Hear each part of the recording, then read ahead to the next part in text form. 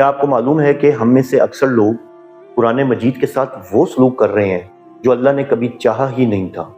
ہم اسے پڑھتے تو ہیں اور اسے سمجھنے سے کتراتے ہیں۔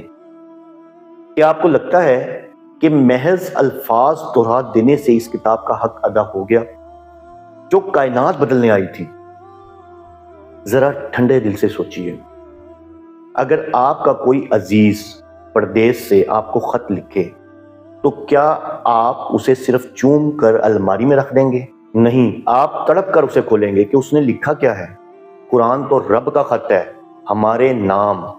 اب آپ دیکھیں کہ اگر آپ بیمار ہوں اور ڈاکٹر کا نسخہ یعنی کہ پرسکرپشن ہاتھ میں لے کر دن میں 1000 بار اسے پڑھیں تو کیا بیماری ٹھیک ہوگی؟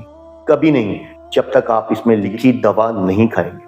اللہ عز و جل فرماتے ہیں لا یدبروا آیاتہ، تاکہ لوگ اس کی آیاتوں پر غور کریں، یعنی کہ قرآن اس لیے نازل ہوا ہے۔ غور تب ہوتا ہے جب ہم زبان جانتے ہیں۔ دیکھیں، تلاوت کا ثواب اپنی جگہ، لیکن قرآن کا اصل معجزہ اس کے پیغام میں ہے۔ اگر آپ نے اسے سمجھا نہیں تو آپ نے اس خزانے کو ابھی کھولا ہی نہیں۔ آج اسے کم از کم ایک آیت ترجمے کے ساتھ پڑھنے کی عادت ڈالیں۔